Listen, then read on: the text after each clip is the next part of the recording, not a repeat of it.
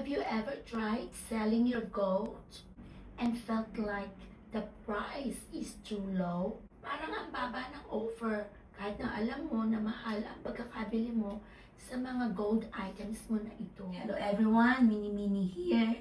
So sa dami nga po ng mga taong gusto magbenta ng gold, hindi na po natin na-intay na tayo ay gumaling talaga because these past few days talagang nagkasakit na tayo.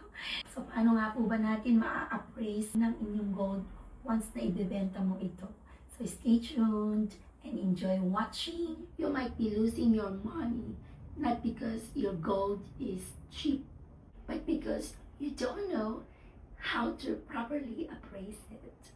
Before you even think of selling your gold, you need to understand what you are holding. Is it 24K? 18K or 14K. So, dapat alam mo at malinaw sa'yo kung ano yung carat na hawak mong gold. Not all gold is the same. Check the carat. Is it 18K, 21K, or 24K? The higher the carat, the higher the gold content. And of course, the higher the value. And don't forget, weigh your gold. Hindi pwedeng estimate ka lang. Dapat exact grams because buyers don't just look at the design. They calculate based on weight and purity. So first step dyan, know your gold better than the buyer. Be smart and wag magpabudol. At syempre, wag niyong kakalimutan na itago yung mga receipts. Another tip, guys, separate your gold jewelry from scrap. Here's something most people don't know. Not all buyers treat gold the same way. Some see your jewelry as scrap gold, meaning they only value the metal. But others might see it as resaleable jewelry and offer a higher price. Medyo okay po yun. So before selling, ask yourself, is this still wearable? Is the design still nice? If yes, don't sell it as scrapped. Malaking lugi yun. Try to find buyers who value that piece of jewelry, not just melted gold. One of the biggest mistake people make is without checking the current market price. Yung basta na lang ibenta, hindi na inalam kung bumaba ba ngayon ang price ng gold o tumaas. So gold price change daily. Malamang na pag wala kang alam sa current price ay pwede kang malugi dahil babarating ka ng iyong mga bebentahan. Next tip, guys, never settle for the first buyer. So, magtanong-tanong pa po kayo ng ibang buyer. So, magtiyaga lang. Pangalawa, pangatlo, ayan, mapapagtimbang-timbang mo na po, guys, kung sino yung nagbibigay sa iyo ng better offer at saka ka mag-decide. So sabi nga po ng madami, knowledge is power. Kaya kapag meron kang alam, napakadali na para sa iyo kung ang ino-offer na price ng iyong buyer ay fair ba o talagang binubudol ka na dahil meron ka na pong idea kung magkano ba talaga ang price sa araw na yun. Avoid emotional selling. So, let's be real. Kapag talaga, guys, sa oras ng emergency, ayaw mo man at sa gusto, talagang maibebenta natin kung ano man yung hawak mong gold, di ba po? At isang talagang katotohanan, guys, sa oras ng desperation natin, yung mga buyer na yan, napifeel din nila yan, guys.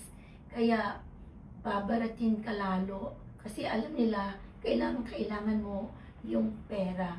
Ano pang sitwasyon mo sa pagbebenta mo ng gold, huwag mo ipa-feel sa iyong mga buyers na talagang desperate ka na magkapera. Kasi nga po, guys, isa ito sa cause minsan kung bakit nabubudol ang iba at kung bakit minsan ay napapagsamantalaan ka pa sa mga prices na ito na ibinibigay sa iyo. So next tip, guys, know where to sell. Where you sell matters a lot. Kaya dapat alamin mo kung saan mo gustong ibenta talaga yung gold mo. Sa pawn shops ba, sa mga jewelry shops ba, or sa individuals na kakilala mo, at or maybe kahit sa family members mo, di ba po, sa mga friends mo. Ayan, medyo mas okay pa yung price na pwede mong sabihin sa kanila dahil ikaw mismo yung magsasabi ng price. Pero usually sa pawn shops, napakababa po ng price na ibinibigay nila. At ganun din naman po guys, sa mga jewelry shops, depende po talaga kung ano yun sa iyong gold binibenta. So kung okay at very good ang condition ng iyong jewelry, sa gold shops nga po guys ay medyo okay din naman po ang ibinibigay nilang offer sa'yo. Kinikilo po nila yan. Dito po sa Taiwan, wala po akong nakikita or wala akong alam na puntahan pawn shops dito. Usually, kapag kailangan ko ng pera, sa jewelry shops lang po talaga ako nagbebenta direct. Isang simpleng paglilinis nga po ng ating jewelry ay yung water and soap mix lang po guys. Soap mo lang po ng ilang minuto. At yun nga po guys, balawan agad at kumuha po ng malinis na towel. At yun nga po guys, patuyuin lang. Or you just simply have soft cloth.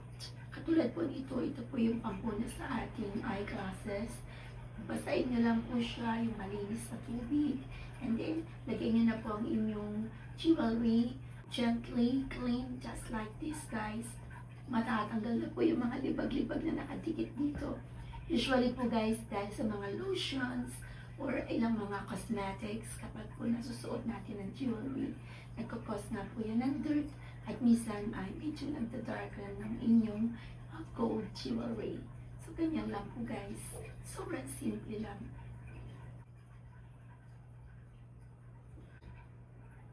So the last but not the least guys, gold is not just a jewelry. It's an asset talaga guys. And like any asset, kailangan mo ng knowledge guys talaga para ma-maximize mo yung value nito. Hindi ito basta-basta. So bakit ka pa nagpakahirap na magkaroon ng mga ganitong asset, ng ganitong mga gold jewelry, kung hindi mo rin naman ito bibigyan ng care kung paano mo ito maibenta pag kinakailangan mo na. Here's a quick summary. Selling gold at a better price starts with knowing its real value. Check the carat, weight, and current market price. Clean your jewelry to make it look more valuable. And don't treat all pieces as scrap if they can still be resold as jewelry. Always compare offers from multiple buyers and avoid selling out of desperation because that often leads to lower prices. Most importantly, choose the right place to sell since different buyers offer different values. In the end, gold is an asset and being informed helps you earn more from it. So guys, dito ko na lang puputulin ang ating konting vlog for today and hopefully kahit paano naunawaan yung aking mga sinasabi dito. Thanks for watching everyone and see you on my next vlog. God bless. Bye-bye.